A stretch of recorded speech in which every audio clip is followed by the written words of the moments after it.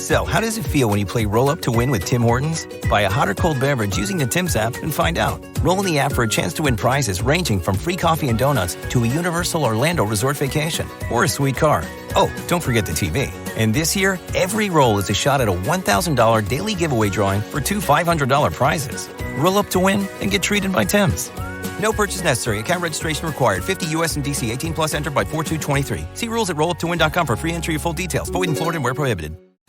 Welcome to BreezeLine, where you'll say, ta-ta, T-Mobile, because we have 99.9% network reliability, and they don't. That's right. Time, weather, or even streaming in a basement won't affect our superior service. That's because we have real internet, backed by our fiber-powered network. And T-Mobile, well, they just have a 5G cellular network. So for a limited time, find your perfect speed with prices starting at $19.99 a month for 24 months. Terms and conditions apply. Go to breezeline.com to learn more.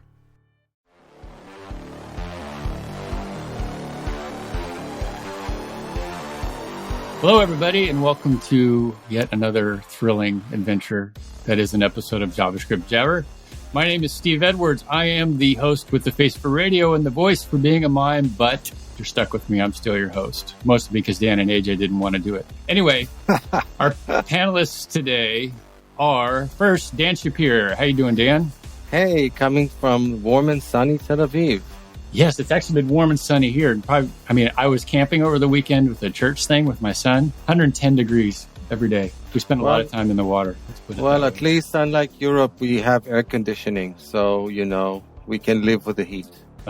Yes, and when you're outside, the air conditioning doesn't really work that well. But anyway, also is he of the more recently gray hair, as we were discussing, AJ O'Neill. How you doing, AJ? Yo. I'm coming at you live from the backs of my hands are red. Live from the backs of my hands are red. How's things in the backs of your hands are red? Well, it's not. I just kind of mashed that up in a weird way. Oh, okay. But I was just going with it. And I had long sleeves to protect myself from the bugs, and inadvertently, or no, wait, that's not the right word. Anyway, protected myself from the sun with long sleeves. But my hands, I wasn't wearing gloves, and so I have a sunburn on the backs of my hands, and that's the only place I have a sunburn, other than a little behind my neck, but really not much. Yeah, you're more of a pink neck and not a red neck, it looks like. The worst, by the way, is when you're wearing sandals and accidentally get a sunburn on the top of your feet. Yes, I got that this weekend. And then the bug bites around the ankles, too. It was a great combination for feet yesterday. And before we get to our guests, I'd also like to say hello to the studio audience.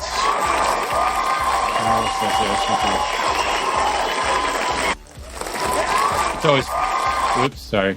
Okay, you guys can stop now. Thank you. So I always like to throw in the studio audience. It adds more ambiance to the podcast. And after all that, let's get to our guests. Today we are talking about IoT, otherwise known as the Internet of Things. Things being a very specific term. I always love that as a suggestion on Wheel of Fortune, thing. Okay, that narrows it down. Hey folks, this is Charles Max Wood from Top End Devs. And lately I've been working on actually building out Top End Devs. If you're interested, you can go to topenddevs.com/podcast, and you can actually hear a little bit more about my story about why I'm doing what I'm doing with Top End Devs, why I changed it from devchat.tv to Top End Devs.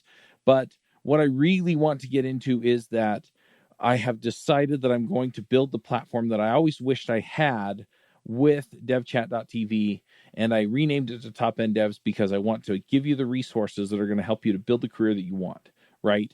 So whether you want to be an influencer in tech, whether you want to go and just max out your salary and then go live a lifestyle with your family, your friends, or just traveling the world or whatever, I want to give you the resources that are going to help you do that. We're going to have career and leadership resources in there, and we're going to be giving you content on a regular basis to help you level up and max out your career. So go check it out at topenddevs.com. If you sign up before my birthday, that's December 14th. If you sign up before my birthday, you can get 50% off the lifetime of your subscription.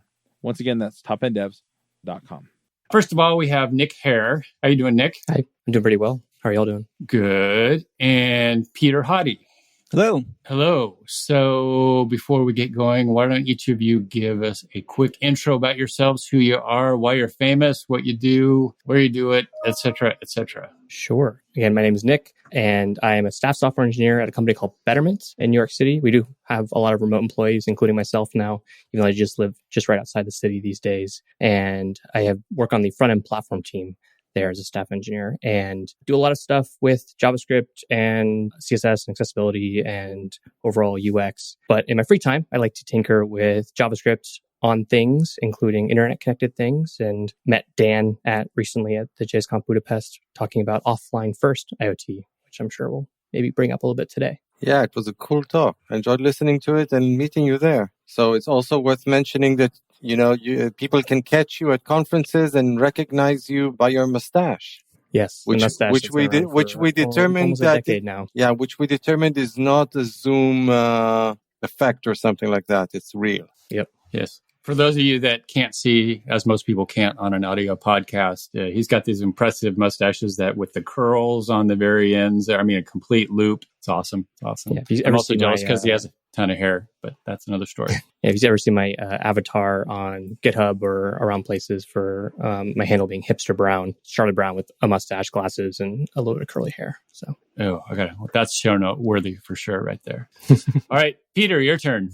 Hey, so I don't know. I usually describe myself as an engineer and an entrepreneur. I'm one of the co-founders of Moddable. We do a lot with JavaScript and IoT. It's kind of our business. I also am very involved with ECMA, which is the standards body that defines the JavaScript programming language, and is now, together with Nick and some other folks, defining JavaScript APIs for IoT. Way back in the dark recesses of time, I started my career at Apple doing digital video back when computers had less power than a light bulb has processing power these days, which is kind of strange. And that also got me started on standards. I worked on the ISO MPEG-4 standard way back when, which is how everybody ships around their video today. And then somewhere in between there, I worked at Marvell, which was a semiconductor company, which has been a really great grounding for me in working in IoT here at Moddable. So that's Marvell is different than Marvel Comics, right? Yes, That's and apparently there was some kerfuffle about that at some point, which resulted in the founders of Marvell Semiconductor getting to meet Stan Lee. So that was kind of cool for them. Hopefully, he wasn't yelling at them for taking their same name, right? Excelsior! I think the yelling was left to the lawyers so that they could actually copy pictures at the end. There you go. And then also, I'd like to clarify, right? Yeah. Right. Then I'd also like to classify that he said ECMAScript, not eczema. Those are two very different things. So, just for clarification. Easily confused. Yeah, alrighty. It's worth noting, by the way, mentioning ECMA, that most people, well, I guess we'll get to that in more detail soon, but most people, when they think about JavaScript and ECMA, they think about the TC39. You're actually a different TC. Right. So before we get going, I guess we'll sort of get organized here a little bit. Dan, since you brought him on, we want to start out and what interested you and how we want to get started talking about JavaScript and IoT. Well, I don't have that much to add, to be honest. Like you, I'm actually a bit of a novice when it comes to the technical implications of IoT. I think we kind of mentioned in the pre-recording conversation that everybody uses IoT, but somehow I never got into the technicalities of it. It's just that I met Nick at the JSConf conference, and, it seemed like a super interesting topic to discuss, the fact that JavaScript really runs everywhere these days, and it can run on devices that you wouldn't imagine can actually run JavaScript. I think that JavaScript even runs in space right now on the James Webb Telescope. So, they wanted something robust, so they put JavaScript there. I'm looking at AJ's face. And so again, I basically invited Nick to come on our show, and he was kind enough to bring Peter along, and I think this can be an awesome conversation. I certainly plan on learning a lot. Let's put it this way. All right. So I guess let's start out. I'm always big on background and instead of just jumping into something. So Nick or Peter, if you want to talk about what IoT is, maybe it starts, my first memories are listening to Leo Laporte on Floss talking about things like Arduinos. And I know Raspberry Pis is probably one of the more commonly discussed pieces of hardware used with IoT. I always started thinking about PIE, not PI, and made me hungry. But anyway, just a little background on maybe where IoT started and where it's headed and how JavaScript fits in with that. Yeah, Steve, what you just said actually reminded me of the first time I told that I went to some conference and won a Raspberry Pi single board computer at that conference. And texted my wife, or I called her and told her, I was like, hey, I want a Raspberry Pi at this conference. She's like, that's interesting, cool, neat. And I come home and show her the little single board computer. She's like, I thought you were actually bringing me a Raspberry Pi to just from this random conference. That was a weird prize, but hey, we're going to enjoy it. And so I think that's a common point of confusion. People bring that up for sure. Thank you to our studio audience there. Yeah. Anyway. But yeah, I agree. The starting point for a lot of people when they think about IoT, it is a lot of like maybe the maker side of it in terms of like Arduino, Raspberry Pi, the ESP, the Espressif boards these days, which are the ESP8266, ESP32, and the various ranges that come from that. And a lot of those latter boards are being integrated into a lot more of these common off-the-shelf internet connected things. I guess my first experience with what I consider an IoT device was actually the Pebble smartwatch. When I'm going to date myself a little bit, when I was in college, when it first came out on Kickstarter, and I backed the original Kickstarter for the Pebble, like e-paper, e-ink. I don't remember what the official brand that they used. I forget which one's the copyright, which one's the technology. Was it Flintstones? No. Flintstones, yeah.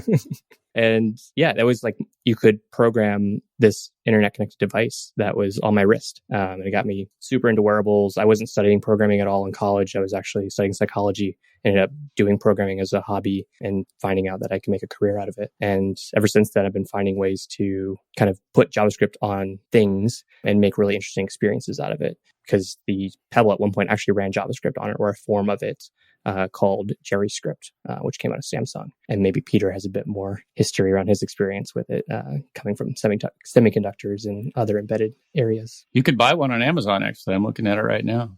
The Pebbles? Pebble smartwatch. Yeah. Yeah. Well, they were bought by Fitbit at one point when they just couldn't make the independent business work. And then now Fitbit's getting bought by Google, or has officially been bought by Google. And so a lot of you can see the design and some of the kind of characteristics of Pebble in some of the newer Fitbit devices and some of the developer runtimes, which were some of the best parts about working with it, in my opinion. Yeah, I mean, Pebble actually came out of was just up the street here where they started that effort. And the folks who created that had a really beautiful kind of idea that this was an open device that people could make their own. And I'm actually thrilled to kind of learn that Nick got started on something like that, because I think that's what's really interesting about IoT. I mean, every device in our world has like a computer in it.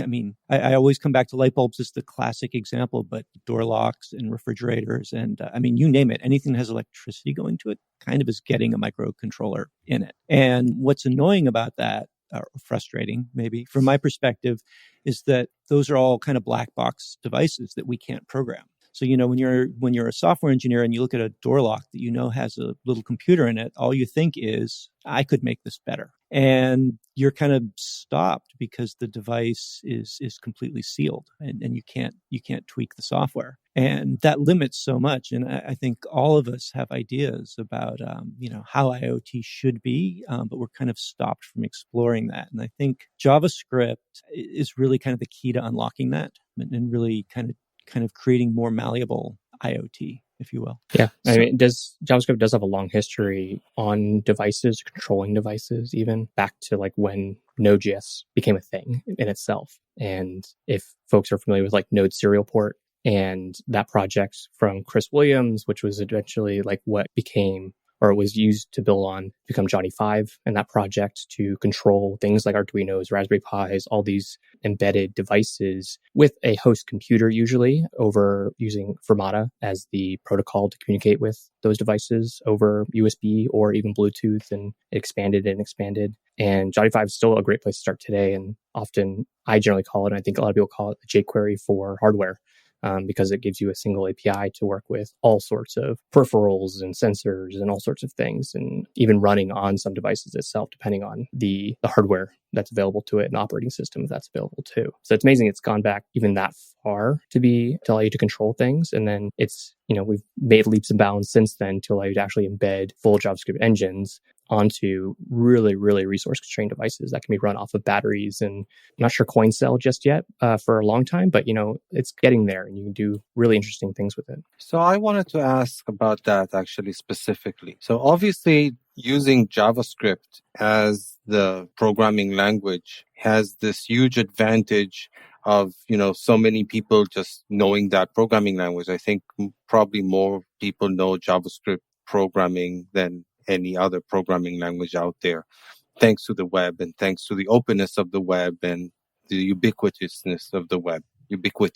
of the web. But I'm also thinking that JavaScript is kind of a problematic choice, I guess, because, as you mentioned, one of the defining aspects of all these microcontrollers in all these devices is that they are fairly constrained. They have not a lot of memory. They need to be really cheap. They usually don't have lots of memory. They're usually fairly constrained in terms of their processing power and various other restrictions. And JavaScript kind of was designed not for that. Let's put it this way. It's an interpreted programming language rather than being compiled, which means that you need to have an engine installed on that device. You can't just put in the output of a compiler. It's really dynamic, which means that a lot of the optimizations that are associated with static programming languages are not really possible. It uses GC, and it's really, really, let's put it like that, fast and loose with how it uses memory. It tends to allocate a lot of objects all the time and stuff like that. And the list goes on and on. So I'm just wondering, how do you effectively get JavaScript on all of these devices, and why you wouldn't choose some other programming language which certainly won't be as popular, but would be a lot more appropriate maybe for such constrained environments? I don't know, maybe, well, obviously C is everywhere, but maybe modern languages like Rust or something like that. That was kind of a long-winded question. So I'll let Peter take that one. Peter's got, yeah. There was a lot there. Nick, do you want me to try this?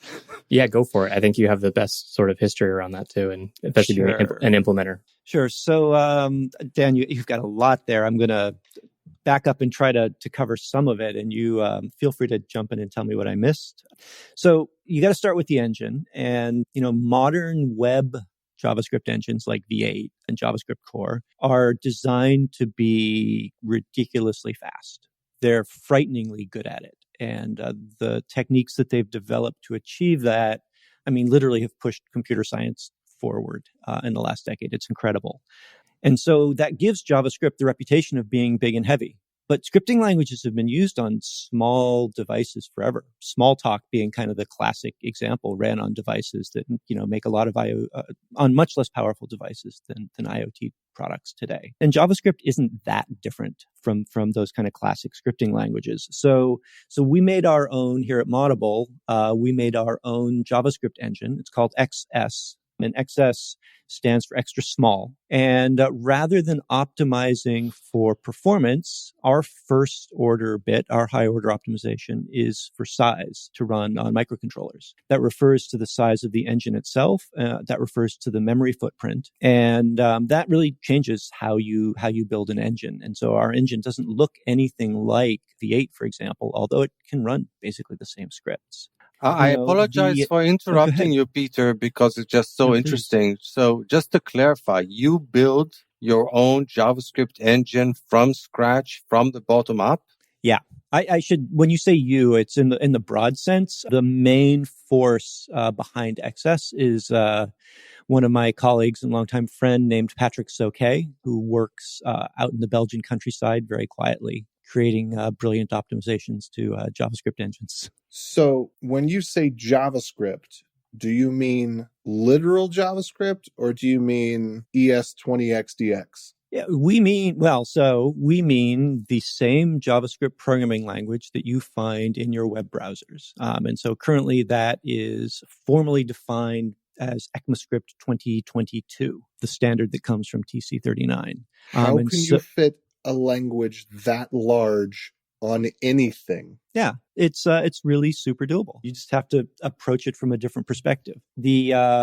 our full engine will fit in less than a megabyte of space in flash ROM, which is very practical on most microcontrollers today. And we do some really cool tricks. We've actually run it on chips that have as little as 256K of storage for code. And we do that with this really slick optimization we developed where you're familiar with tree shaking, where you can basically have a web packager take out the parts of libraries you don't use, right? So what you deliver is smaller. We basically do tree shaking for the JavaScript engine. So when you write your code as an option, we'll analyze your code to see which features of the language you use, and then we'll take out the parts of the JavaScript engine you don't use. And so you basically get an engine that's custom tailored to exactly what your code uses. And so that can be much, much smaller. What you're describing is just so cool. I can't help really thinking about the implications. So basically, I could take one of the tools out there like Babel or whatever that can transform modern JavaScript into quote unquote older JavaScript or, even ES5, and then leverage that in order to make your engine smaller? Yeah, you could do that. That would absolutely work. It's an interesting idea. I think at some point you may generate more byte code than you save in engine size. But yeah, it's a trade-off. You'd have to measure it. But yeah, no, you could totally do it. But it's been really neat because it means as the JavaScript language gets bigger, right? Like if you don't use atomics in your code, and honestly, most people don't use atomics in their code, then you don't pay a price for having that on the device. Wait, right? what And if are you use atomics? if you use it, yeah, see, been the standard for like 5 years. I thought the whole point of JavaScript was it runs on a single thread. No, So you don't need atomics. Atomics let you synchronize between web workers, as it were. Oh, okay. So you're not just implementing JavaScript; you're implementing WhatWig and. No, we don't do what not really. We pull in because the browser is huge, and everybody who's tried to do browser-like things on an embedded device has just flailed out. And so we'll pull bits and pieces from WhatWig where it makes sense, where we can do that well. But it's really straight up JavaScript. Yeah, and there are workers in the Moddable engine as well, so you can have sort of background processes as workers, which is why things like atomics are useful when needed, but not necessarily out of the box, as Peter was saying. I think one of the interesting things too is some parts of the language become a bit more important to know when to use on Moddable or XS, versus like when we usually do in the browser. So I know a lot of people, do default to let in a lot of ways, for like var, let, const, variable declaration. Whereas I think const actually has a key benefit in XS versus maybe what it would be in the browser. Peter can correct me on that if I'm misspeaking. No, it's perfectly correct. And so that kind of segues into answering another one of Dan's questions, which is about memory. And so one of the techniques we use a lot is to basically put objects in ROM rather than RAM. So in a typical microcontroller, you might have an order of magnitude more flash storage space, ROM space we call it, than you have RAM. And that's for cost reasons. Basically, flash memory is really inexpensive. And so we have some techniques that basically let you take JavaScript objects that don't change and store them in Flash and keep them in Flash for their entire lifetime so that they never come through RAM. And that saves a ton of memory. Are you changing the way that const works so that it actually makes objects into constants rather than variables? No, we don't change the semantics of the language at all. But if you assign a string to a const, a string is immutable, right? Strings in JavaScript never change, and it's assigned to a const. They're immutable whether you mark them as var, let, or const. Strings are always immutable anyway. Right, but if they're assigned to a const, both the string and the variable that it's assigned to can never change. And then that allows you to make some optimizations. This is super cool what you're describing, but I can't help it. The tech in me is, it just wants to ask ever more questions about it. So if we're thinking about V8 for comparison for a minute, so V8 actually, the engine actually has in it like an interpreter and a compiler and a smarter compiler. Again, having to do with that whole emphasis on performance. It in order to make the startup time as fast as possible, it starts by interpreting, but then it does a little bit of compiling in the background. And then if identifies certain pieces of code as being really hot, it actually uses an optimizing compiler for them. Are you doing anything sort of similar with the purpose of just reducing the size of the code stored, or is it just an interpreter? Do you get it into bytecode form, or do you just interpret the actual raw source code all the time? Like, how do you do? What do you do, and how do you do it? Yep, great questions. It's completely different from V8. That's for sure. We do a couple things. One is that we compile to bytecode for sure. So we can run eval, we can parse JavaScript on the device, but we prefer not to. So we pre-compile the JavaScript typically on your computer into bytecode. And then we have this option we call preload, which actually can begin to execute your JavaScript on the computer before it deploys to the device. And this is a little tricky and bizarre, but actually in practice turns out to be pretty easy to use.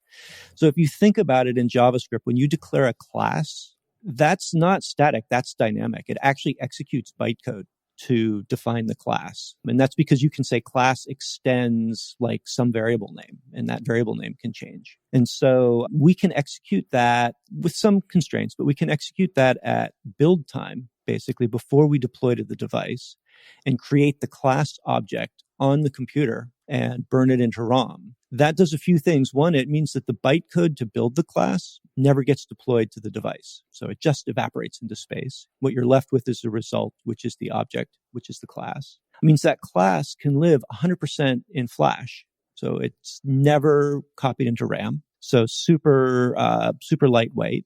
And third, because it's already executed, there's no time, literally zero overhead to create that class when you boot up on the device. So you start up much faster. And so all of this gives us like near instant on, where we can be from the time a microcontroller gets powered up to the time we're executing your scripts can be measured in like single digit milliseconds on a lot of microcontrollers, which is crazy. We don't have a JIT. We don't try on the device to compile your bytecode to native code. But we have another escape hatch, which is if you, in the course of development, see that your JavaScript code, some particular function's really hot and it doesn't make sense for that to stay in JavaScript, you can recode that in C. And we do that in embedded projects.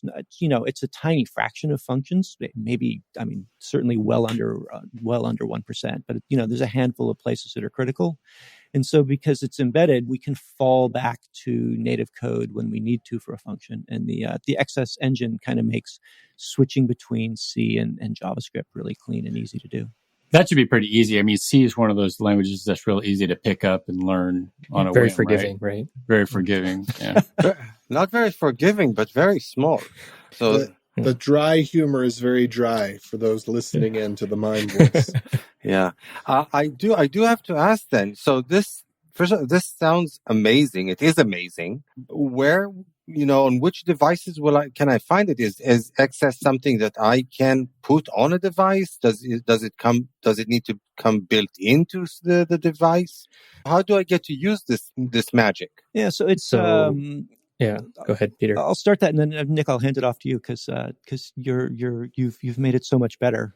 So XS is open source, and the whole Moddable SDK is open source. You can just grab it off of GitHub, and we've got ports for a bunch of different microcontrollers, the Espressif ones, Raspberry Pis, Raspberry Pico, their little microcontroller, and a bunch of ARM-based devices. And, we even have people in our ecosystem who are doing their own ports of it to other silicon. So pretty straightforward to grab. The initial setup for anything with embedded is always like just the biggest headache in the world. And that's something that's, not been as easy as it could be. And Nick has actually recently done some really fantastic work to kind of simplify that getting started experience. So I'll turn it over to you, Nick. Yeah, so I was working with Moddable a bit. I met Peter at TC53 from getting invited as I'm an invited expert from experience working on the Tessel open source project many years ago. And for those that remember that as an embedded device, open source hardware device that you could run Node.js and hardware code on.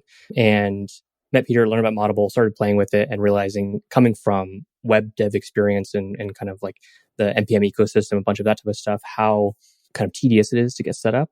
And for someone who also does a lot of workshops and wants to teach other people how to do this, most of the workshop would be setting stuff up and making sure everything was running before they got to go and run any code anywhere.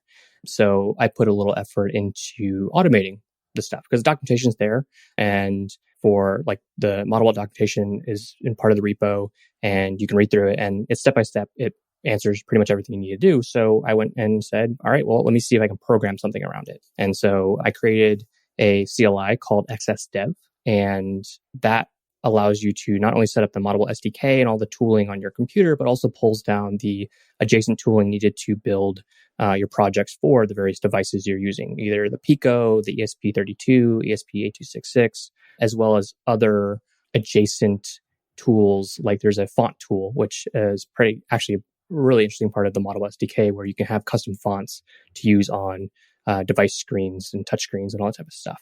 And so there's these workflows built into it, as well as being able to bootstrap or initialize new projects and then use like a template from the Moddable SDK to say, okay, I want a project that has Wi-Fi integration. So I can just get everything set up with like XSDev, init, project name, and then pick a template. And then working on pulling in more things like third-party scripts, because that's not something that's necessarily built into the way Moddable projects work today.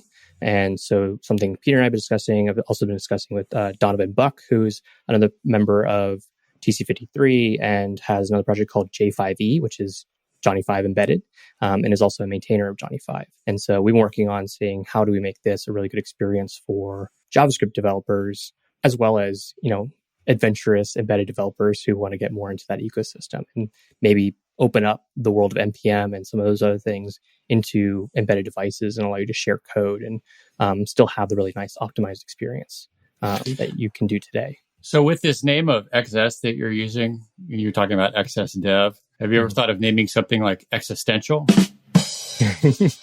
Just a thought. Yeah, so every time we wonder, is JavaScript the right answer for this? And it's like, yeah, we're doing pretty good there. You mentioned TC53. Most people who know about JavaScript and ECMAScript and ECMA heard about TC39, which is the committee that's in charge of the evolution, or according to AJ, the regression of the JavaScript programming language, or the inflation, whatever, AJ, you decide. But what is TC53? So TC53 is the standards group, the ECMA standards group for defining how JavaScript APIs on embedded devices. So not just IoT, but embedded environments in general. And so Peter is the chair of TC53, and it's been going on for 3 or 4 years now, Peter? Yeah, it sounds about right. Yeah. And so we're not trying to add new features to the language. We're just trying to define, again, a standard for other people to implement on their various environments, and Moddable, or XS really, being one of the first environments to meet that standard. And there's one published version of ECMA 419, which is the actual specification. So this confuses me a little bit, because before, Peter, you said that you were able to effectively implement the entire ES 2021 standard into your XS engine. But now, so if you're just able to implement the entirety of ECMAScript as defined by TC39, why do we need another standards body?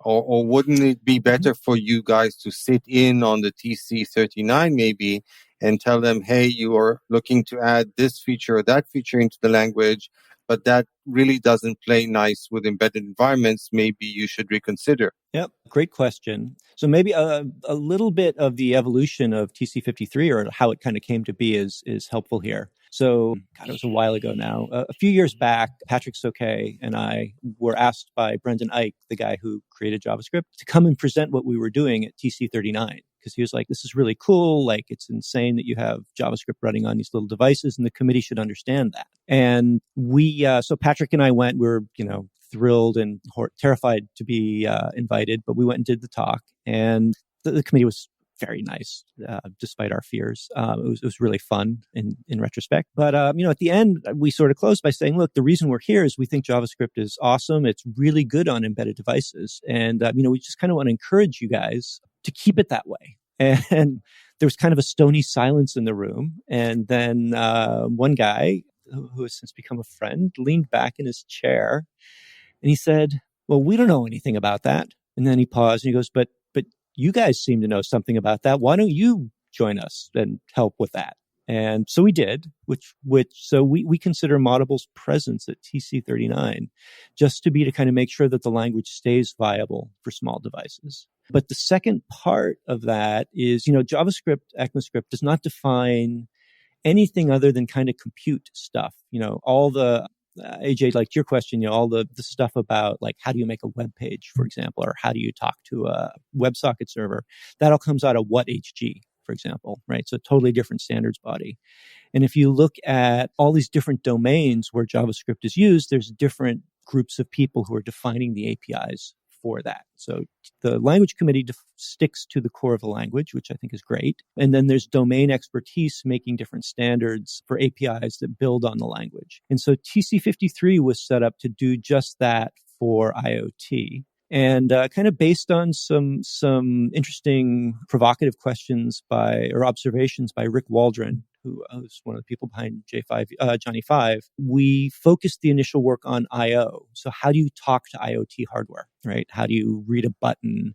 How do you turn on an LED? How do you talk to a sensor? This is all the stuff that's kind of roughly analogous to what you do in Arduino. But instead of doing it in C, we want to do it in JavaScript. We want to do it in a standard way, a vendor-neutral way. And so TC53 kind of complements and builds on what TC39 does. And occasionally we do kind of come back and say, hey, we're working on this, or we see a challenge here, we see a need here. And so we being part of ECMA, that's a really easy conversation to have. So that's kind of how TC53 separates itself from TC39. So I'm here with JD from Raygun. JD, we've been talking quite a bit lately about Core Web Vitals and keeping track of the performance of your applications. And one of the hard things is that you kind of get this aggregated data from Google that changes over time, but it's got this lag on it. And I think we actually had some folks from Raygun where we were talking about, in particular, this problem and having some way of getting faster feedback on this kind of a thing. Yeah, 100%. I mean, Google's official guidance is that you should be looking for a RUM tool and not relying on snapshotted data.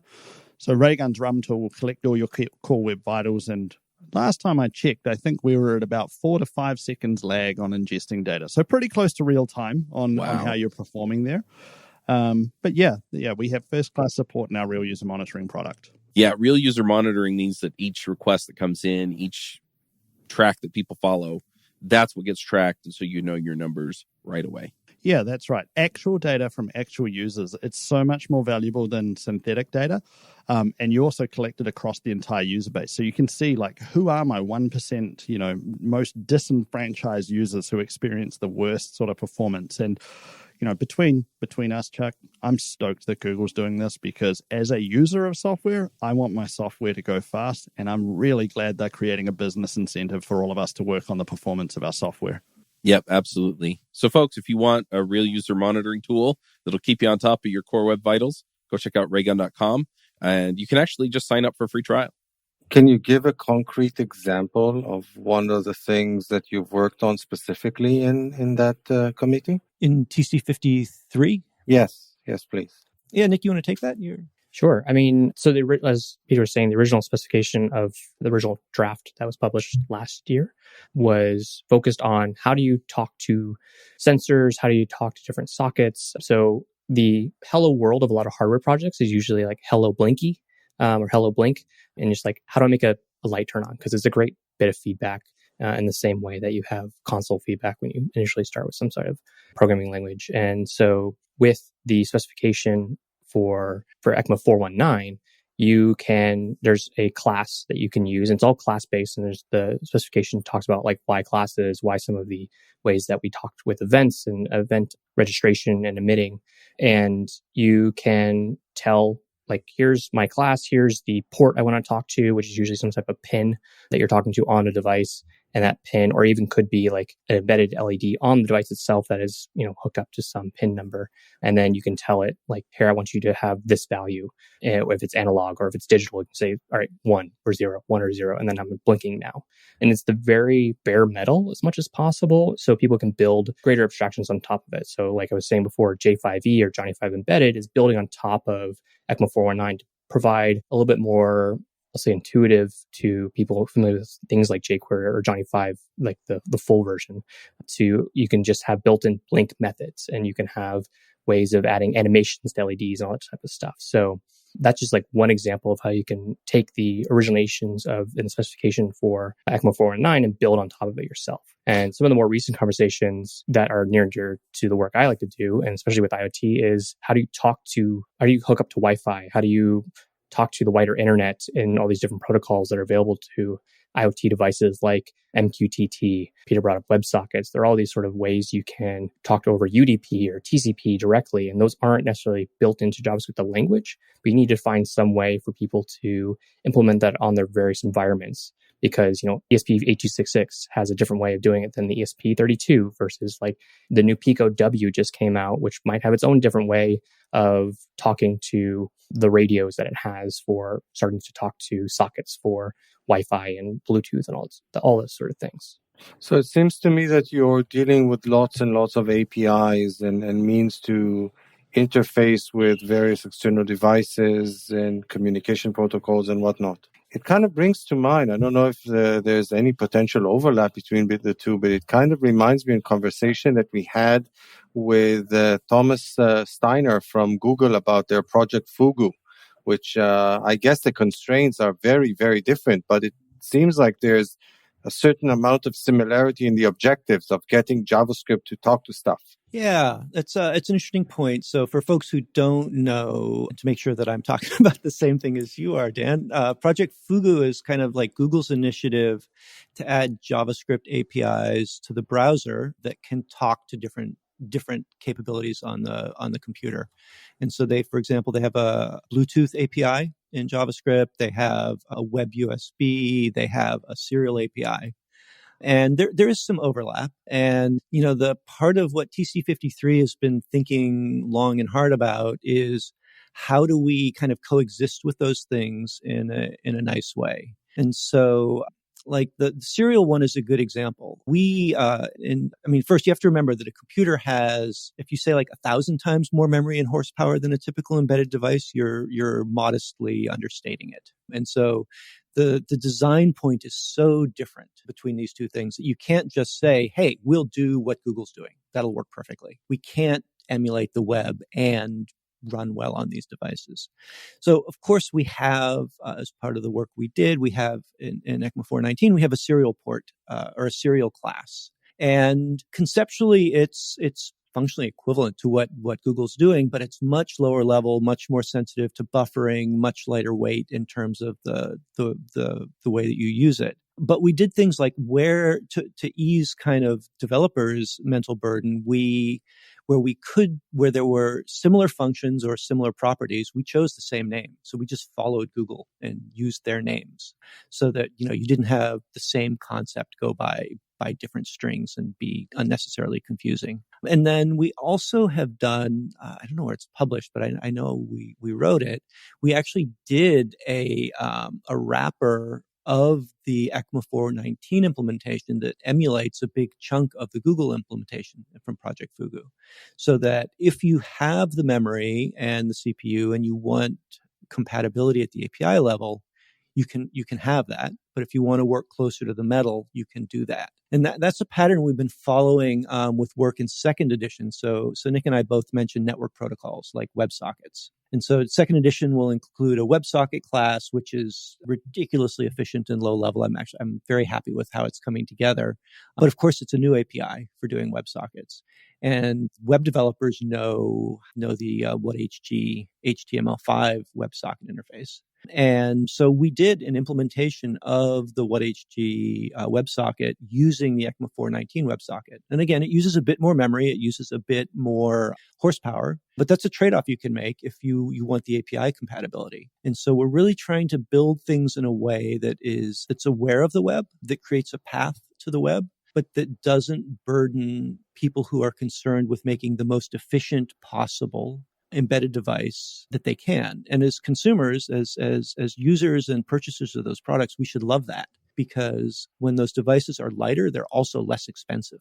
And so when you get to mass market stuff, these things really matter. And so, when people say, oh, let's just add a ton of RAM and a ton of storage, you add $5 to the cost of goods, which adds $20 to the cost at retail. And all of a sudden people are like, this product is ridiculously expensive. Who's the fool who made it? And so you really have to kind of look at both sides of this. And I'm really happy with the balance that we found in TC53 with input from people like Nick and Donovan who have very real world experience on the web. One of my favorite implementations that has happened in recent discussions at TC53 has been the implementation of the Fetch API on top of this draft that is being put together for all the networking protocols. So, the underlying Wi-Fi, or not Wi-Fi connection, but the network requests and TCP and then HTTP requests. So built on top of those bases, I think it was Patrick and Peter have put together the actual Fetch implementation. So now, when we have Fetch on these embedded devices, we have Fetch on all these server environments, we have Fetch in the browser, it's full stack Fetch everywhere now if you choose to opt into that API and have some sort of solid API documentation. If you're just all right, use Fetch to talk to my remote service, you can kind of do that in all these different environments now, which I think is pretty great. So if I can take it in a practical direction for a minute. So I can think of two really practical scenarios. Well, I'll call them practical. One is I have this idea. I'm going to do a Kickstarter. I'm thinking, hey, it'll be great if I can implement this. I have this great idea for an IoT device. It would be awesome if I can develop it in JavaScript instead of having to learn and use some other programming language. So, how do I go about it if that's my use case? The other one is, hey, I'm a hobbyist. I know JavaScript. I have lots of smart devices at home. I have, various ideas about how some of them could work better. How can I start using my JavaScript knowledge to be dangerous? So, pick which one you want to answer first, but, Nick, why don't you take the second part? That seems like something you do, and then maybe I can follow that up with kind of the more product-specific parts. Yeah, I think you definitely have more experience on the product side of things. Yeah, I mean, again, I come from the hobbyist side for sure. I've been tinkering with JavaScript on devices, and one thing I talked about at the JSConf Budapest talk, and which is now online, is I built my own clapper, if people remember that product. So clap on, clap off, except it was IoT rather than just being plugged straight into the wall. So I had it hooked up to HomeKit, various other integrations, but it also just talked on my local network. And that felt really good to be able to take, and I have since implemented it with XS versus on the Tesla, which was the original environment. And I also have it on Air Lite and things. So, there are places you can get these boards. Moddable themselves have these dev kits you can use as well. But, you can buy an ESP8266 that has Wi-Fi connections or Wi-Fi capabilities on it for a couple bucks. And they've developed boards from SparkFun, Adafruit, Micro Center, all sorts of places, Amazon even. And you can, again, we talked about XS Dev earlier, plug it into your computer, start running XS Dev, even prototype on your computer without running on a device through some of the simulators that Moddable provides. But so you can just kind of get some quicker feedback before even shipping to the device and starting to get the full peripheral and finally deploying it out to the real world. So, well, talking about the clapper, that brings back some memories. Clap on, clap off. It delighted my wife when she first got to do that.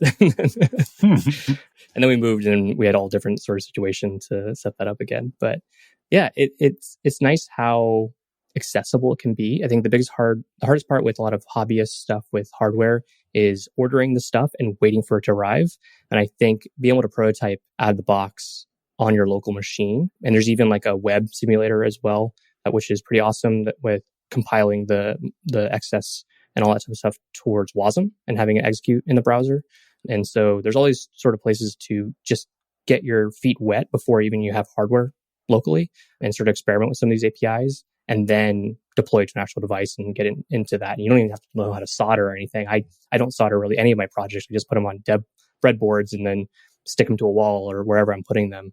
And that's pretty much how I get started. Yeah. And I guess, Peter, you can talk a bit more about the product side of things. Yeah, thanks. I mean, the hobbyist side kind of leads directly into the product side. I mean, so many products start out as an idea. They start out as an experiment. And one of the great things about, especially the ESP32 ecosystem, which is one of the microcontrollers that we really like, is, as Nick mentioned, you can get a board for as little as a couple bucks, but you also can spend like, $100 and get one with a really nice e-paper screen, or $60 and get one with a really nice screen and an accelerometer and a speaker. And so there's literally hundreds of different ESP32 boards these days, and so you can often just find one that's a good starting point for your product and kind of just start programming those things in JavaScript. And, we've even had like designers at companies go out and order our dev kit and use it to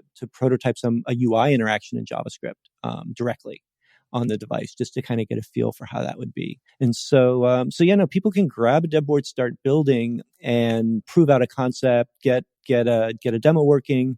The cool thing is that when you're doing that in the Moddable SDK, you're doing that with JavaScript, that kind of experimental code just migrates directly into production code, right? And so you don't like hand that off to somebody to recode in C, who then tells you that they can't possibly do what you did in JavaScript because it's C, don't you understand? But there's some other really neat things. Like we have a customer who's delivering a battery-powered product on an ARM processor. And it took them 6 months to get the first boards back.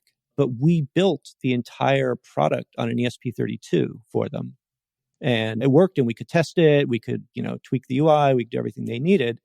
Then we got the boards back because we were able to bring up the same software, in a matter of days. And that was thanks to standards. That's because the JavaScript language was the same. That's because the APIs to talk to the hardware were the same.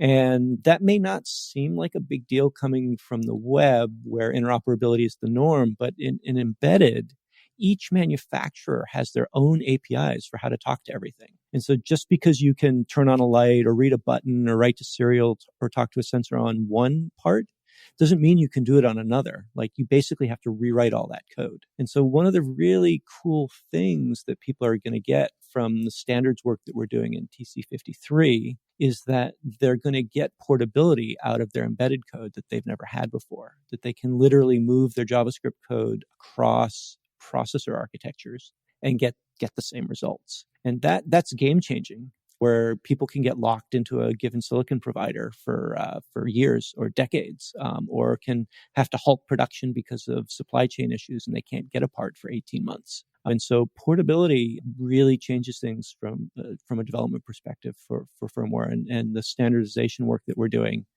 is really what makes that possible. That's amazing. And keeping up with my practical questions, how do you debug?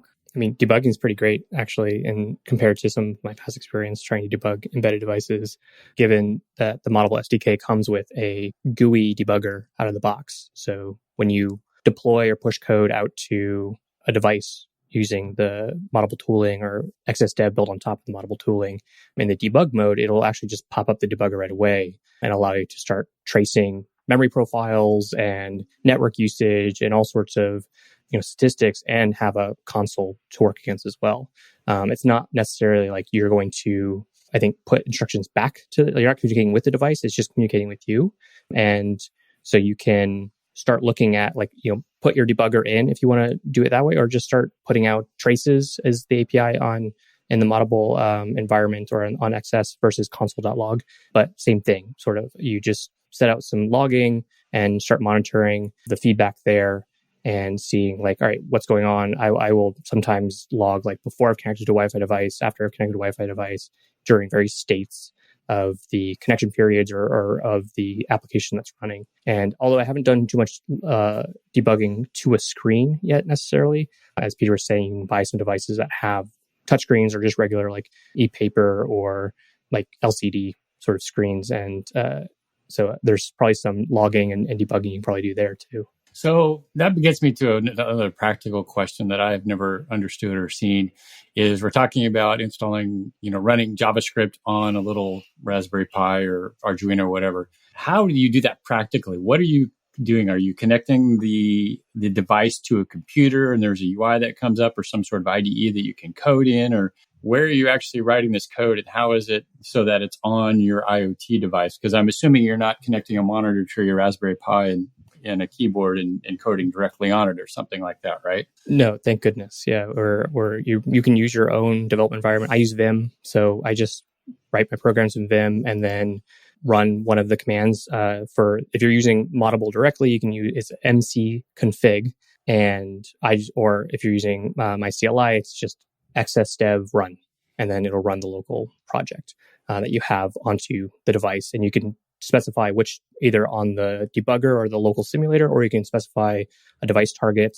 And I connect over USB. So it's connected over USB to my computer, and then I can list out the various devices connected to my computer using XSDev list, which just kind of abstracts over all of the individual tools that will display all the connected devices you have that will be a target for either the Espressif drivers or the Raspberry Pi Pico.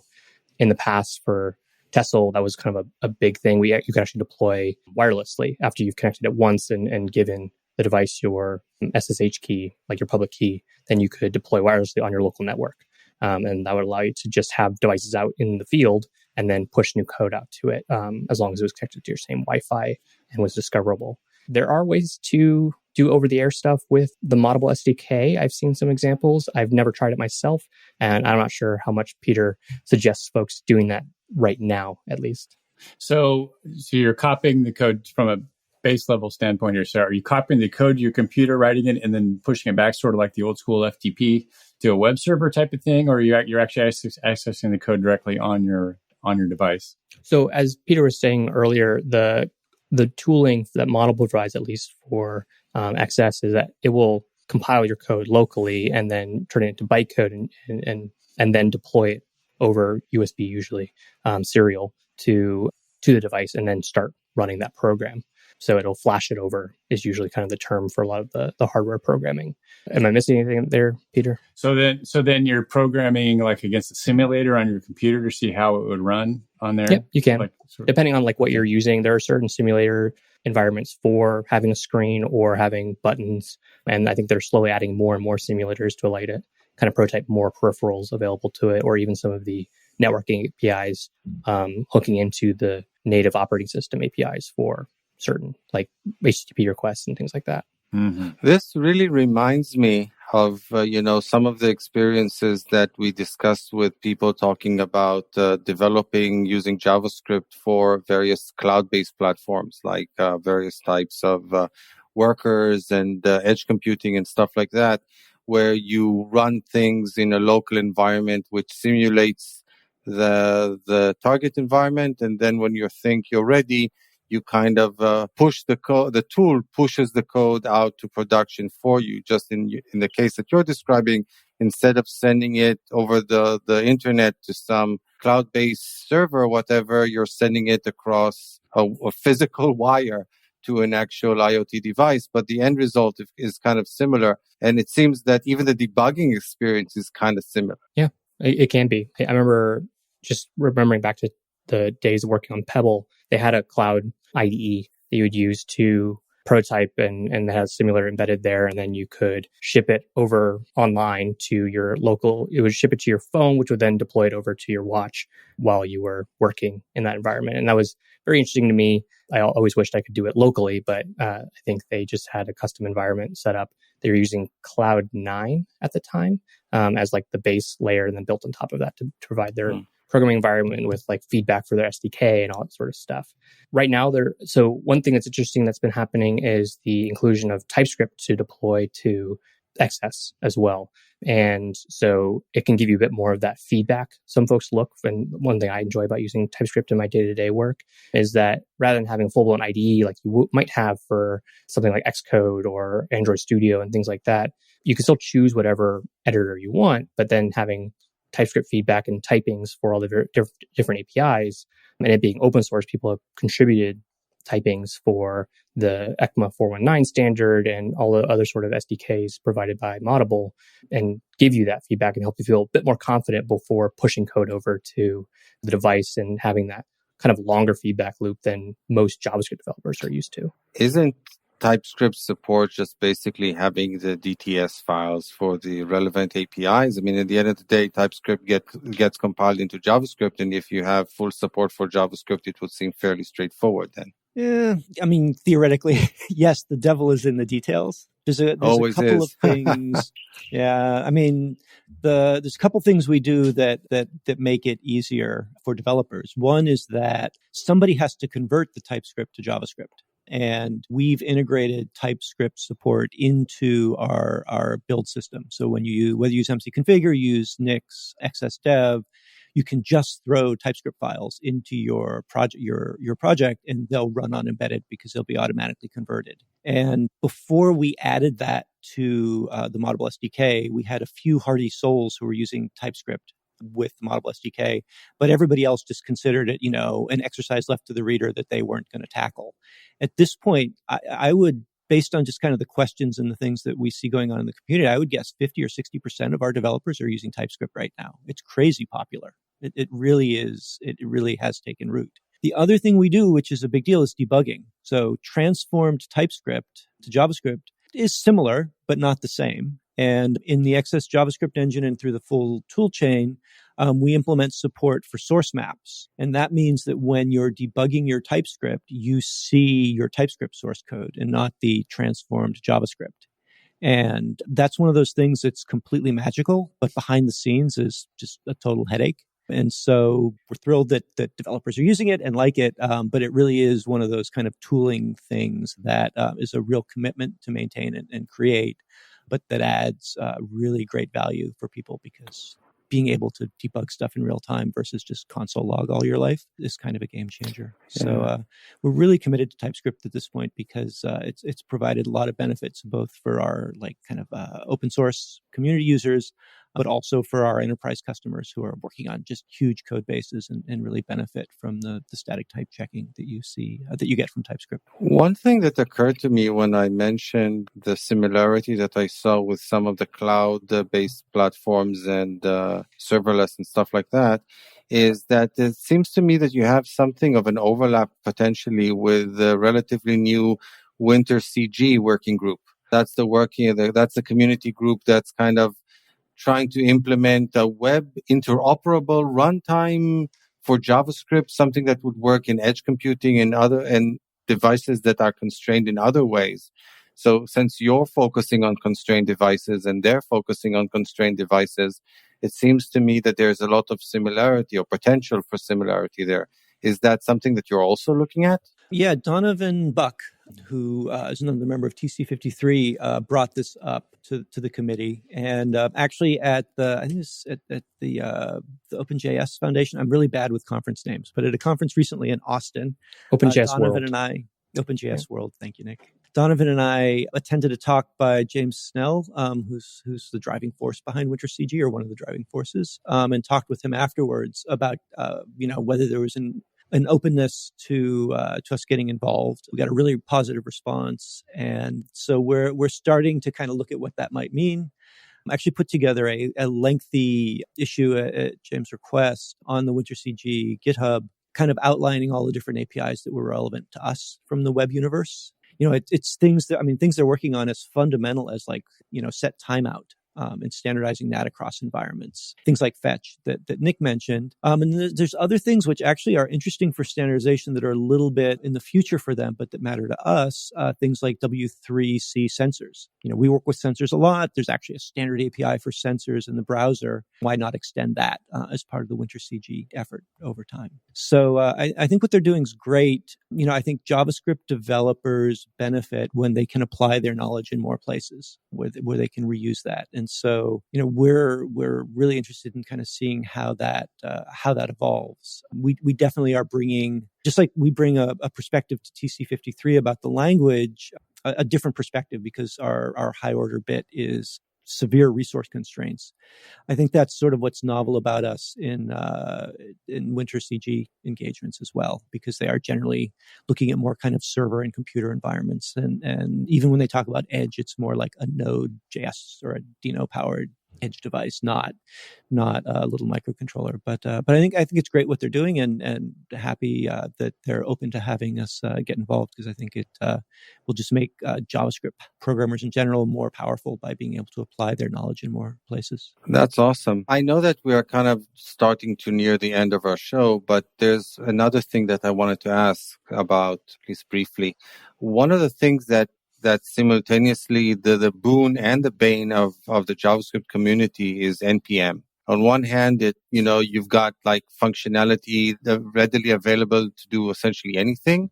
On the other hand, you import the smallest bit of functionality and get the entire JavaScript ecosystem downloaded onto your device. So I guess that it's even more delicate in your scenario. Do you even support NPM or some sort of a subset? How, and if so, how do you bring some sort of sanity and control into it?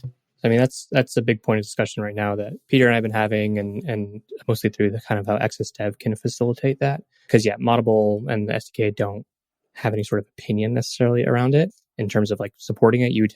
There's a manifest file that Moddable projects have that defines like, here's all the files that will be part of my project. And you kind of almost think of it as import maps in ways as well for defining like almost bare module specifiers for saying like, all right, if I import from, RGB, then it's pointing at this file.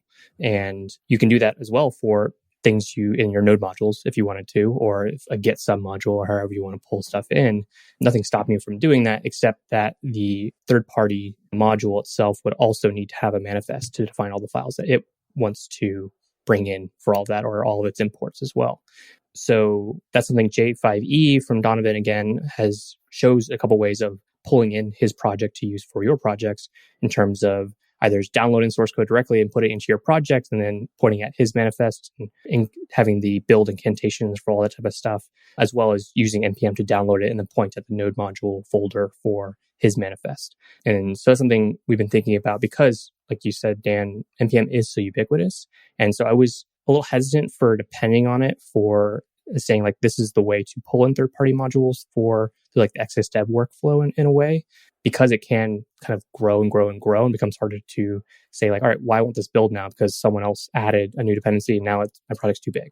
And so I think there's going to be a lot of parts of education to say like, all right, how do we tag certain packages to say they're ready for working in this environment or that they're ECMA 419 standards and all that type of stuff.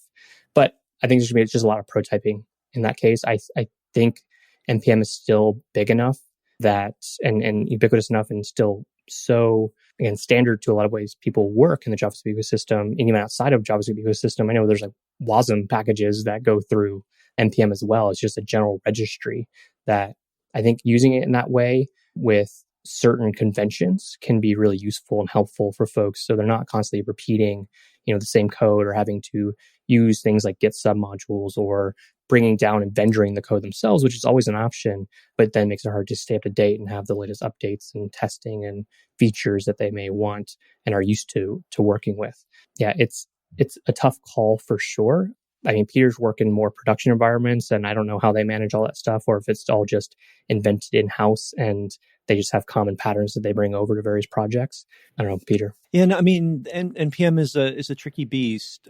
I mean, I think the way that Donovan's using NPM and Nick described is basically a way to distribute libraries that work on embedded is great, but there is a huge kind of potential surprise because, of course, a lot of stuff in NPM will not work on embedded because it has dependencies that aren't there or because of its resource requirements. And so there's room for developers to kind of run into an unpleasant surprise when they try to use NPM in general. So we haven't kind of made it easy to use NPM as part of the Moddable SDK because we don't feel like we have a way yet to make it safe. So people are kind of doing it ad hoc. We'd like to solve it. Nick's got some good ideas there, and other folks have as well. We do have in our commercial work a bunch of clients who use modules from NPM as part of their products, and in some cases, from my perspective, a shockingly large amount of code, but it completely works for them. And so great. And again, that's a real testament to the work of TC39, that JavaScript language that was written for Node without even a thought about embedded actually just runs.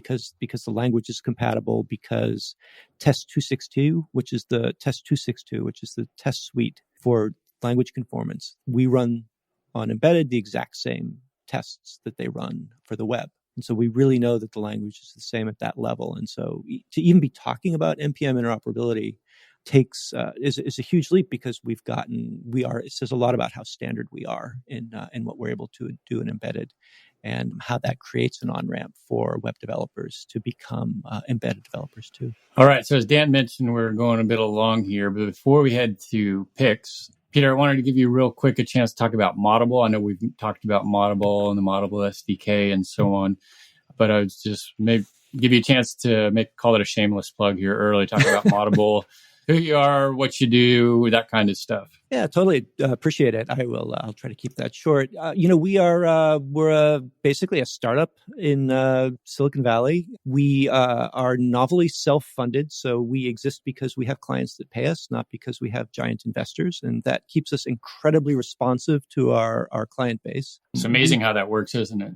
Yeah. It comes with its own challenges, but it really keeps you focused. We are incredibly committed to openness. So all the work that we do, we publish as open source. A lot of the work that we do for our clients, we publish as open source, because they will say, "Oh, we need this new feature or this optimization or a port to this silicon," and we invariably structure the deal so that we can then publish that out to the community. We consider the open source community just like another client. We get great ideas there. We interact with, we have feedback, and we love that. And so, we're happy to engage with people both kind of on the public front and as a business, where sometimes we'll do projects as small as, "Hey, wouldn't it be great if you had this optimization in your engine?" And we'll do that. Other times people will show up with, a piece of paper with a sketch of a product, and you say, "Will you build the software for us to do this? And by the way, do you have a hardware reference design?" We'll do that too. And so we love solving problems on embedded. We love where performance is key. We love where screens are involved, because we think users interact better when they can see a screen that shows what the device is thinking. Security is really fun, and low cost is really probably the greatest challenge of all, which is kind of a balance of all those different factors. So yeah, that's the shameless plug. If you're building embedded stuff, take a look at what we're doing, and if you need a hand doing it, we're here to help. Yeah, the blog is also really, really great too for various project ideas and ways that you can start putting stuff onto embedded devices. And I think one of the big things that every time Peter mentioned light bulbs that just made me chuckle is the actual blog post about them programming a light bulb with XS and making it, controlled through their own code, which is really fascinating reading and see some of the constraints that they ran into as well. Excellent. I have to say that the concept of running JavaScript in a light bulb brings me lots of joy for some inexplicable reason. Yeah, it gives new meaning to the term, and a light went on, doesn't it? Yeah. Yes, it does. So, all right. So thank you, gentlemen, for that, actually, pun intended, that very enlightening conversation on JavaScript and IoT. So with that, we'll move to picks.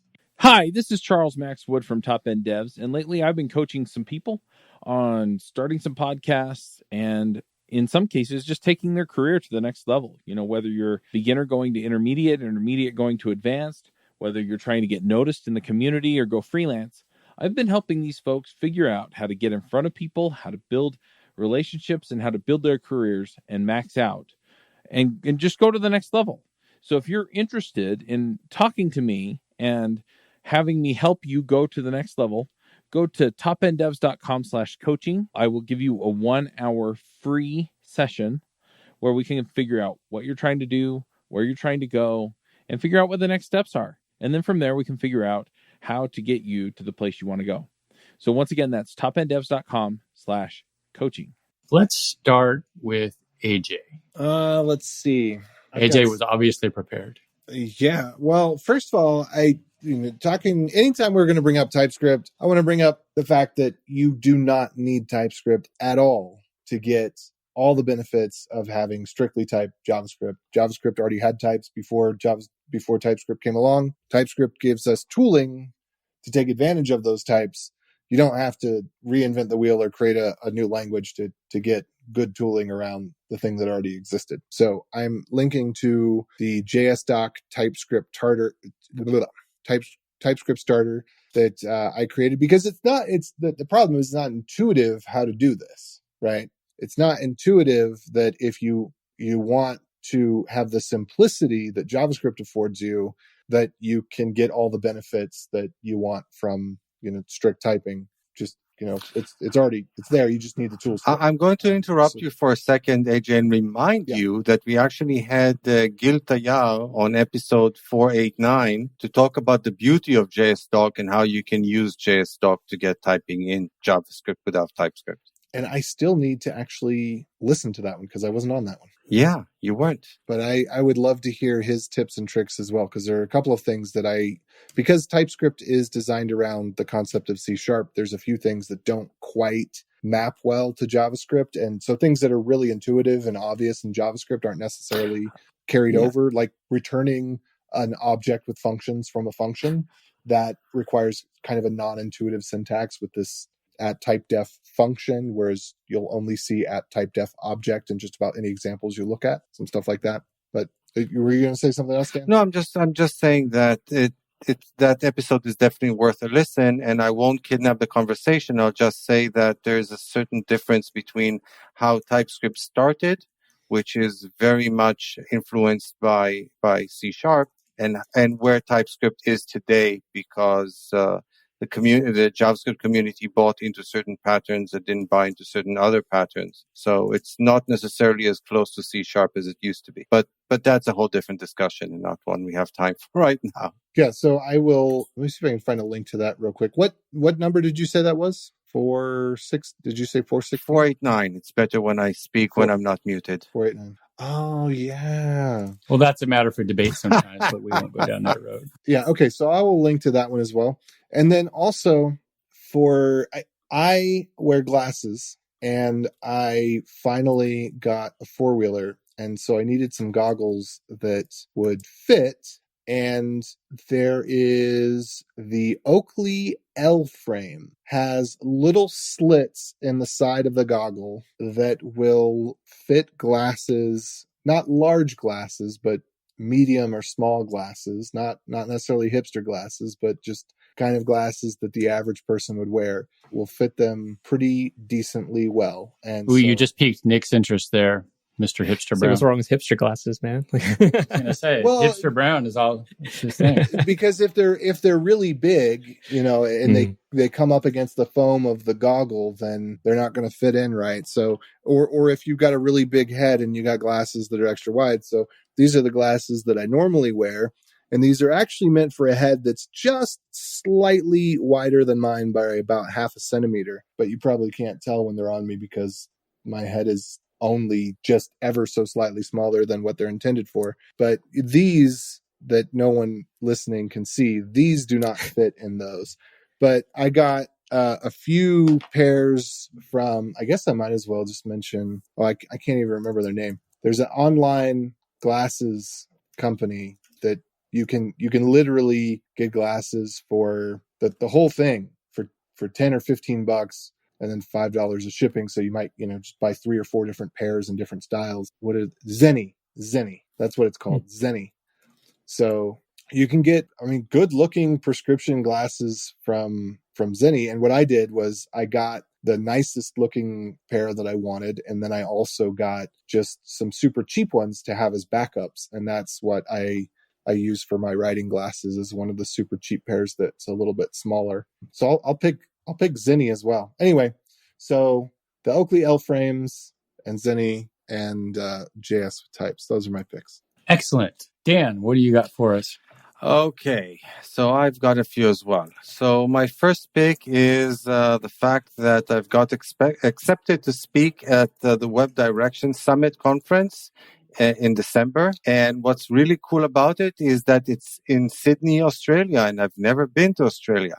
So if you happen to be in Australia in the beginning of December, then, I would recommend that you register to that event and come and see me and meet me there, and we can chat about JavaScript and web development and stuff. So that would be my first pick.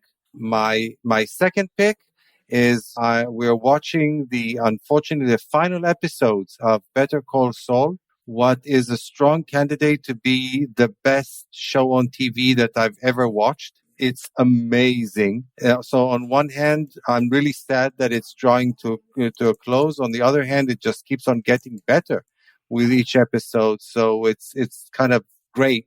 And I can't recommend it highly enough. Obviously, if you haven't, you need to watch Breaking Bad before you watch Better Call Saul. So if you've watched neither of them, you've got something like 12 seasons ahead of you, but it's just amazing television, in my opinion.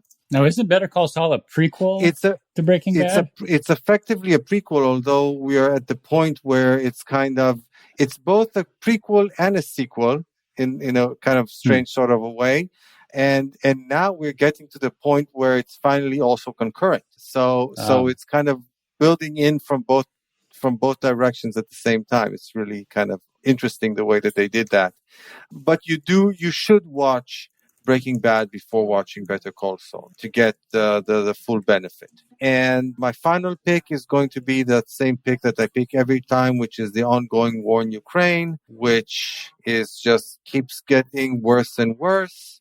And unfortunately, we're all kind of getting used to it. And that's really unfortunate in this context because it needs to be kept on our minds so that, anything that we can do to help the situation, we should. And those would be my picks for today. Excellent.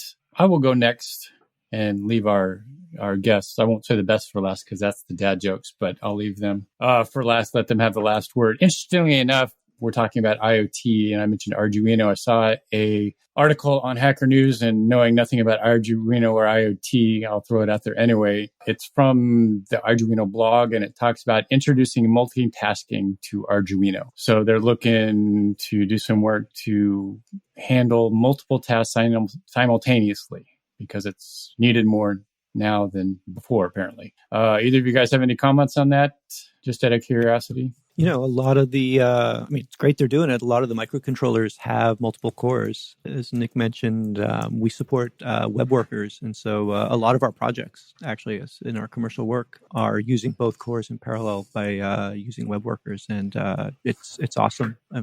Lets you do a whole lot more, especially when you're building like UIs. It stops you, just like the web, it stops you from blocking the UI when you've got other work to do. So good to see they're doing that. Good. All right. So on to the dad jokes of the week. Let's see. First one here. Now, question. If Wonder Woman and Spider-Man started a business together, what would they name it? What? Amazon Web Services. That's good. I like that one. Yeah, it's pretty good.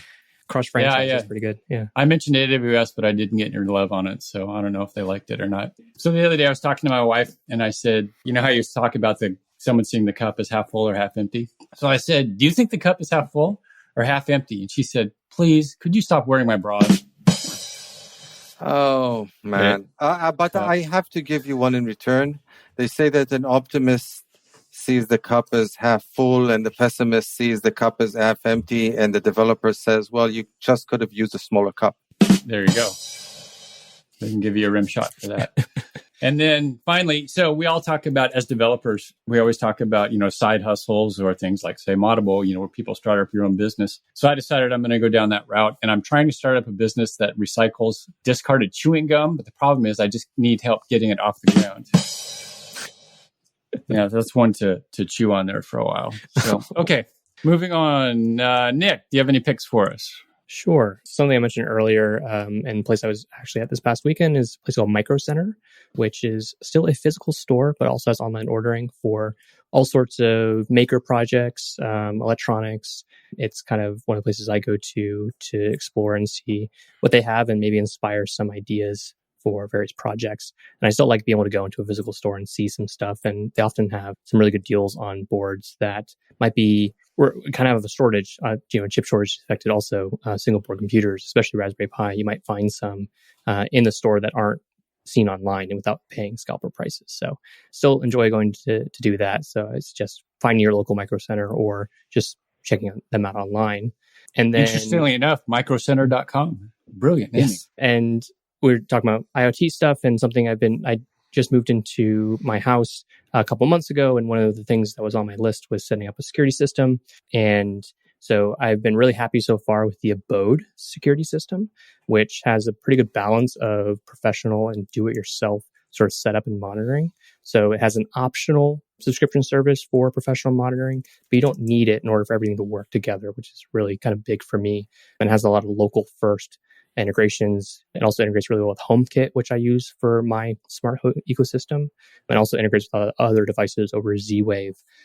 So I've been really happy with it so far, just getting started with it, but it's been really helpful. And so it was been a good one for me. And along those lines, I kind of want to pick the Matter standard for connected devices, also formerly known as CHIP, something I've been keeping an eye on and should be coming out and being published. We're talking about standards today, and this is hopefully be an actual standard for connected devices in your home, and trying to be local and encrypted first with the option to speak to the wider internet through what they call border routers. So if you can invest in Thread devices these days, I would go for that, and you might just have Matter support when that comes out.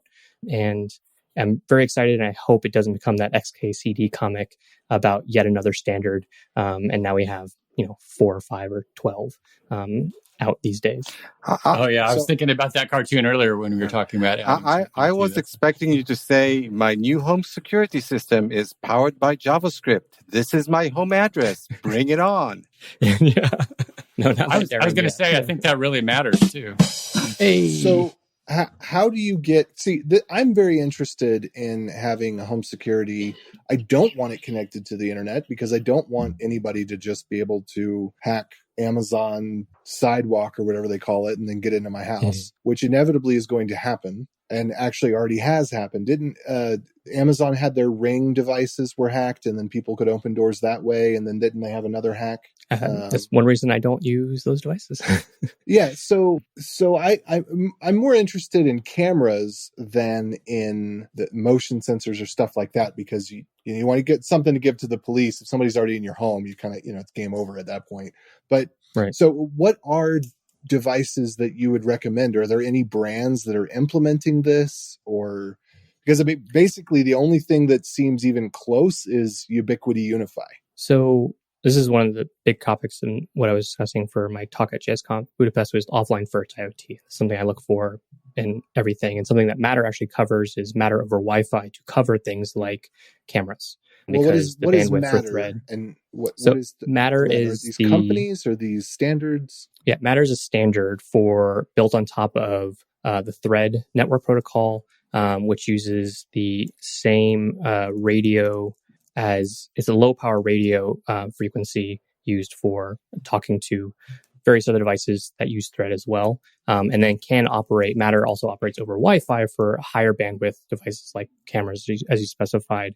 And then the default behavior for Thread devices that they only talk to each other, and anyone can talk to each other on the Thread network. You don't need a special hub or anything like that. And then the only way to talk to outside of that network is through what they call border routers. And those border routers can be things like a router node, actual Wi-Fi router nodes, like Eero is doing this with their, they have Thread-enabled Eero routers. The Apple TV can be one, and whatever the speaker that they have, the HomePod Mini can be a border router because it operates over a Thread, depending on what your ecosystem is. And then any device within, because this is Google, this is Samsung, this is Apple, this is Home Assistant, this is a bunch of different companies talking to each other and say, okay, we agree on this. And now all the devices that use this standard can talk to each other no matter what ecosystem you bought them from. And then if that company were to go away, then they should still keep working because they all talk to the same standard. And there's even, Where would I find one? I mean, I get that there's a standard, but where can I get something at Walmart, or how would I find one of these things? So the unfortunate part, and why I say I'm looking forward to it, is because it hasn't been published yet. It's been in the works for several years, but they've published some details and some implementations as well online and on GitHub for here's what a Thread or Matter device will look like and how to start using it. And then that will help actual device makers and manufacturers to start building that into their devices. Hopefully this fall, when Matter is actually published, we'll have official support for all various devices. And that's why I say invest in thread devices for low power efficient things, because they will most likely have Matter support out of the box. Some Zigbee devices may also get upgraded later depending on how much memory they need to operate. And so these are all like, again, we've had all these things before where we had Z-Wave, Zigbee, Wi-Fi, Bluetooth, and Matter is hopefully collecting that into a more usable thing for like any typical consumer to go see like, oh, it has Matter support. I should be able to use this on my network and not worry about having a separate hub and all these other sort of things. As you talk about for like cameras and things like that, one thing I like about the HomeKit ecosystem for myself is that they have a thing called HomeKit Secure Video as a part of their way of approving things for the HomeKit ecosystem, is saying, okay, if you support secure video, then none of that video leaves your network or can be saved end-to-end encrypted to iCloud if you want as well. And so the doorbell I got actually supports HomeKit Secure Video. And there are also things like Home Assistant you can look into that have local first camera support for all sorts of other devices that don't have to be HomeKit out of the box. I recall those are generally the things I look for. I recall that there was this website a while back, a couple of years ago, that was basically just they were finding unsecured security cameras around the world, and basically you could watch like the current video from any one of hundreds of thousands of security cameras from everywhere. Like, I remember that. I remember checking that out. Yeah. Creepy and scary and cringe and all the hip words for ugh. Yeah, I would be careful about any sort of cheap IP camera you find online, because you're like Peter's saying, you're never sure what's running on them and what the default behavior is. So I'm willing to spend a little bit more if I know like where the origination from that is, what the history of it is. But do you have any specific brands you could recommend that if I was going to go get something today? And do you actually trust that Apple is keeping it private? Because I haven't been told otherwise. So right now I do. And unlike recent news has come out around Ring and Nest cameras are automatically shared to law enforcement without necessarily getting your approval first, which is something like I'd like to at least know if I'm going to be sharing that information outside of my home and have that choice to do so. And they're being a warrant and due process. Exactly, which is not part. So right now, Apple and many other camera makers have said we don't do that, or we end-to-end encrypt, so we have no access to that information. So that is my current trust in that ecosystem. If I had absolutely no trust, I would probably go the Home Assistant route and set up everything in my home and have it never leave my home network and do a lot more DIY sort of work. And so if you go to homeassistant.com, they have a bunch of like the official integrations, or Home Assistant IO, one of those. And then their default is local. So all the stuff that they integrate and all the sort of community around that defaults to local first. And then they have a paid company behind it to support the HomeKit ecosystem, or the Home Assistant ecosystem, that's like $5 a month for end-to-end encrypted sort of like outside network access. So with the Apple, with the Apple system, I'm going to look into Home Assistant as well. I've heard about that before. But with the Apple system, do you know of any cameras that specifically support the security features you were talking about? Because I mean, I see here Arlo and Logitech, and I know that those companies, they have their own thing where they want you to connect in and log in and share your video with their system. So I guess they support HomeKit, but I highly doubt that they're, security first. Do you know of any brands particularly that support that Apple security first type of camera access? Not off the top of my head, I don't actually have a lot of cameras because I need to do more research to make sure, like, same thing, I don't have like smart door locks yet, because that's another thing I want to make sure that I'm doing the right research into and make sure I can depend on it. One thing I talk about in like my tenets of offline first IoT is like, it must have a physical fallback for anything that controls, some sort of access or anything like that. So like, if for some reason like Wi-Fi goes out or the battery dies in a lock, right? I want to be able to have a physical fallback as needed to be able to still get into somewhere and still have that control. And then from there, it is, almost like progressive enhancement for having access to the wider internet or access to the connected network. And that's why I don't always like to call it IoT, just connected devices. They're connected in some way. They may not be connected to the internet or not. And I am very careful about what I expose to, any sort of network, including especially things that are security wise. So right now I'm mostly just monitoring like door access and then having sirens and things like that, and being able to inform local law enforcement if needed to. And so I'm slowly adding things. And so right now the Abode has its own camera system that doesn't actually integrate with HomeKit. And that's kind of my one knock against it until they have it in like the home app, even though I can still monitor it from my phone. So I'm still looking into a bit more like which one I trust, even if it does support like, HomeKit out of the box. Yeah, it's a scary world out there. You're never sure about, what you're letting into your home. Yeah, for sure. Yeah, I've got a cheap little Ring camera, and I've been thinking about replacing that, getting some little more comprehensive and secure for a video, like outside the house and stuff too. So, all right, Peter, we're finally to you. Are you still awake? Yes, absolutely. Good. Thank you. So I got a couple things to share. We've talked a lot about standards, and I know to people who don't work in standards, they can be really opaque and mysterious. And one question that comes up often is, how do you decide what to standardize? How do you set priorities? How do you figure out where the right place to go is?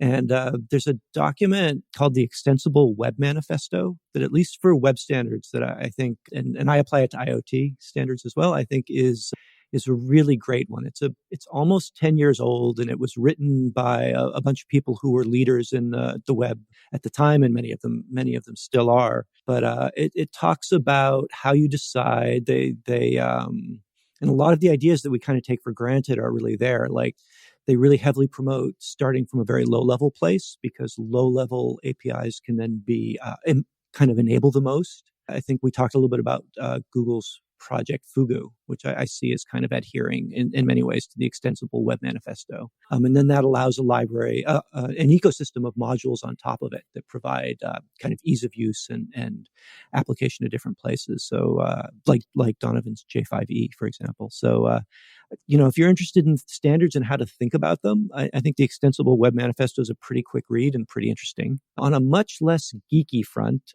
I, like a surprising number of programmers anyway, also play music. I am a terrible classical pianist, but I enjoy it, so it just doesn't matter if it's terrible or not. Over the pandemic, I started exploring the music of a Romantic era composer named Fanny Mendelssohn. She's was long overlooked, but is getting a lot of recognition these days. She very little was published in her lifetime, and she performed very seldomly. And as a result, her music is, I think, wildly experimental for Romantic era stuff, and I think also much more personal. Like, I always feel like when she was writing, especially for piano, she was writing for herself versus like an audience. And so if you're interested in kind of a pianist, piano music you've never heard from an era, of other great composers that you have heard of, check out Fanny Mendelssohn. She has a suite of piano pieces called The Year, one for each month, that are really fun. Any relation to the well-known composer Mendelssohn? Dan, you took my question. In fact, I deliberately didn't mention that because she's lived or existed for 150 years in the shadow of her brother Felix. And, I think, he was brilliant too. But I think in her own way, she really stands alone and is just an incredible, from all I've read, just an incredible individual. And so well worth checking out. Excellent. All righty. We have gone so long. This is going to be a packed long episode. Maybe a double episode. For those who have made it this far. Yes. So before we go, Nick, how can people get a hold of you or yell at you or say, what are you working on, or whatever they want to communicate with you? So I'm on Twitter and GitHub and most places as Hipster Brown, all one word. If you see Charlie Brown with the mustache and glasses, that's me. hipsterbrown.com. And you can find XS Dev on my GitHub as well. So github.com/hipsterbrown/XS-dev, and working on a lot of documentation and education sides of that. So if you are interested in getting involved there, or just want to help prompt me for things you want to learn more about, let me know, and I'm happy to help out. Now, it should be worth noticing that the amazing mustache we were talking about, according to your GitHub page, it is a figment of our imagination. So I'm not sure which one to believe. Yes, it is. Very good. All right, Peter, how about you? Yeah, I'm on Twitter at my name is weird, so I'll just spell it out at PHODDIE. You can reach me there. And Moddable is at moddable.com, and on Twitter at Moddable, MODDABLE Tech. So feel free to reach out either way. Excellent. All right. Oh, before we leave, I would like to also say thank you to the studio audience. Yes, they agreed it was a good show too. I am on Twitter. I always forget to mention this, so I'm remembering it now. I am on Twitter at Wonder95. If you want to see my dad joke of the day, you can always follow me there. AJ, I forget. You were Cool AJ86. Now you're no, still I'm Cool AJ86. Okay. I switched for a year to something else, and then I realized that was just stupid, and I was able to switch back. Right. Okay. And then Dan is Dan Shapir. Yes, I am Dan Shapir as Dan Shapir.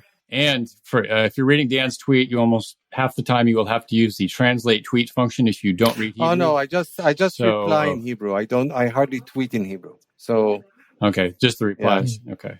I use that function frequently when reading your replies. So I just realized, I used to copy paste over to Google to translate. Then I realized, if you click on the tree, there's a translate tweet function. There are elections coming on in Israel yet again, and sometimes I can't help myself, and I respond to some people when I shouldn't. Alrighty. So with that, we will wrap up this episode of JavaScript Jabber. Thank you to Peter and Nick for coming on and enlightening us about IoT. And we will talk at you next time. Bye. Thank you all so much. Thank you. Bandwidth for this segment is provided by CacheFly, the world's fastest CDN. Deliver your content fast with CacheFly. Visit CACHEFLY.com to learn more.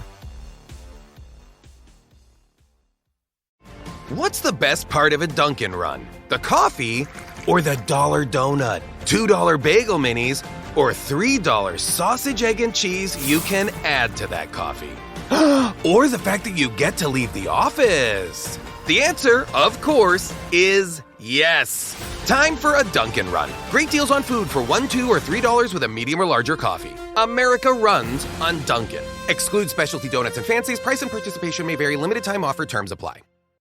So, how does it feel when you play Roll Up to Win with Tim Hortons? Buy a hot or cold beverage using the Tim's app and find out. Roll in the app for a chance to win prizes ranging from free coffee and donuts to a Universal Orlando resort vacation or a sweet car. Oh, don't forget the TV. And this year, every roll is a shot at a $1,000 daily giveaway drawing for 2 $500 prizes. Roll up to win and get treated by Tim's. No purchase necessary. Account registration required. 50 U.S. and D.C. 18 plus entered by 4/2/23. See rules at rolluptowin.com for free entry and full details. Void in Florida and where prohibited.